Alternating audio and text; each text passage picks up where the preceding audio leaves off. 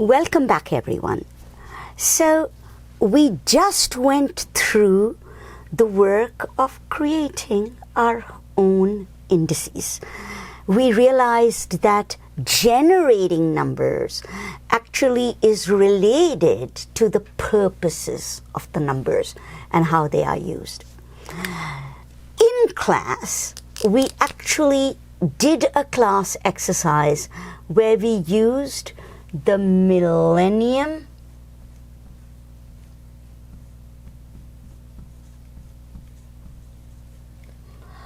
Development Goals. The goals that countries agreed to in the United Nations as the goals that they were going to prioritize in order to ensure that development was sustainable, equitable, met our outcomes, and handled the issues we think economic policy should address. So you did an activity in class where you learned about creating your own index, and you used these goals for that. And not surprisingly, the goal out of the 8 Millennial Development Goals we are interested in is goal number 3, gender equity. Now you want to think about why the Millennial Development Goals pull aside gender equity as a special goal. Because, we want all kinds of equity. We want racial equity, we want national equity, we want intergenerational equity.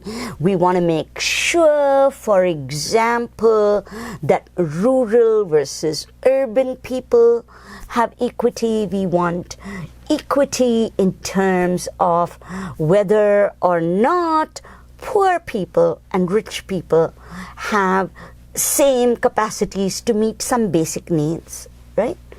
Class equity. So why pull out gender?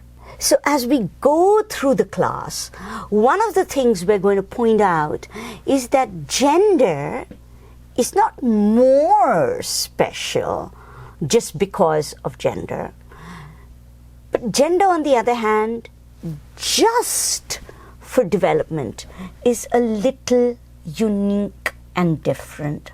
It's not the only one that matters, but it's a little unique and different because gender anchors families, and families anchor how we care for our children and our future. So what makes gender a little different is not just because gender is better or worse or racist, but it's more that if I've got a development goal, an economic goal, and it turns out that the gender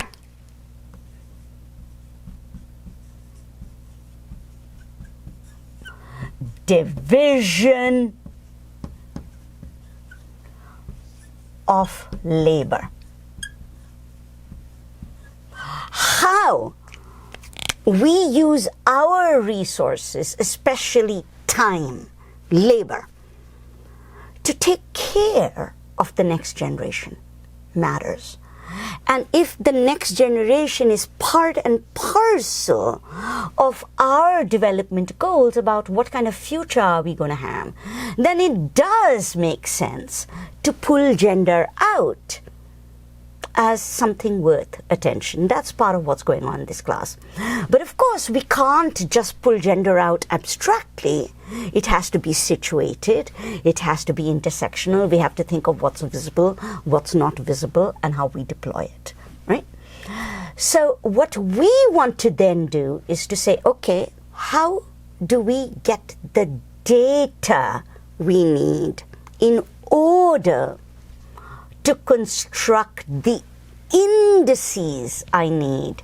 Gender Development Index, gender equity, childcare, all my policies, all my data, all my indices. how do I generate this data? And there are various data forms that we're going to go through all quarter. But one of the most important data forms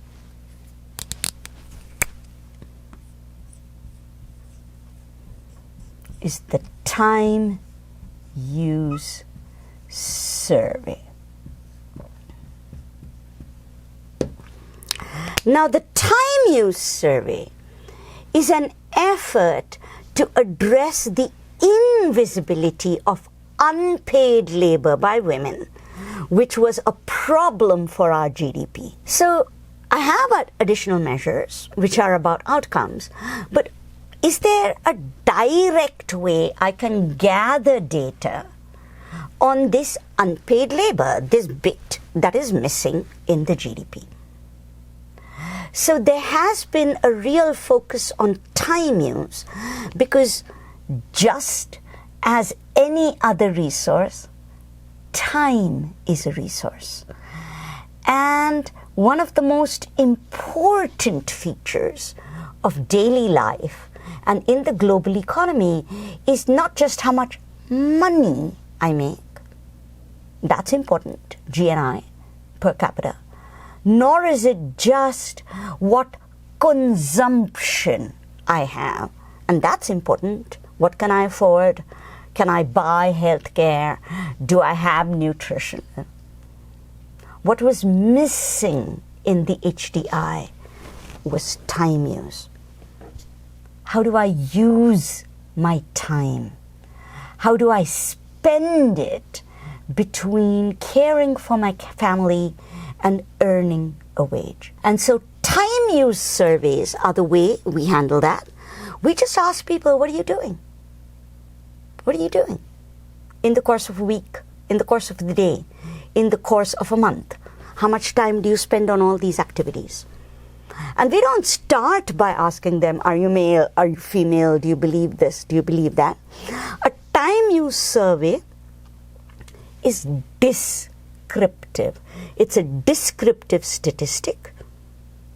It doesn't tell you what you should do. It just says, what did you do? Let me take a look. Let me see if there are patterns.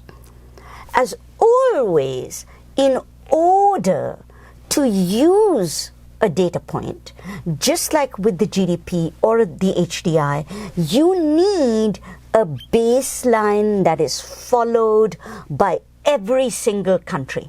If everybody is using their own definitions, you're not going to be able to generate useful comparisons.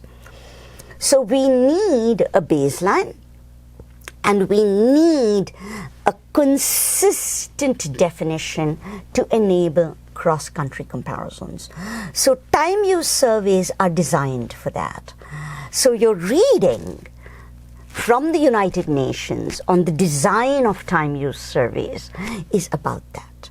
You also should look at data on time use surveys across the world to make some sense of what is happening in how people use their time. Some of these patterns will be gendered. That's what we're going to focus on.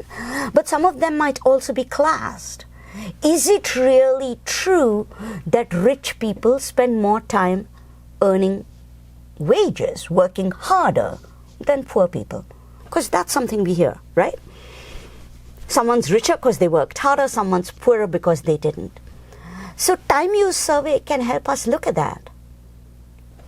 If I look at hours spent on work compared to wages, is it true that poor people are not working and rich people are working hard? Or is it the case that, as it happens, if you're rich, you actually have more leisure time? You have the money to spend more time with your family, to go to the theater, to do all kinds of leisure activities. Whereas if you're poor, you're working 3 jobs, 16 hours, and you don't actually work less. So the data of time use is also a very useful way to address questions of intersectionality. But we're going to switch now to specific data from the United States.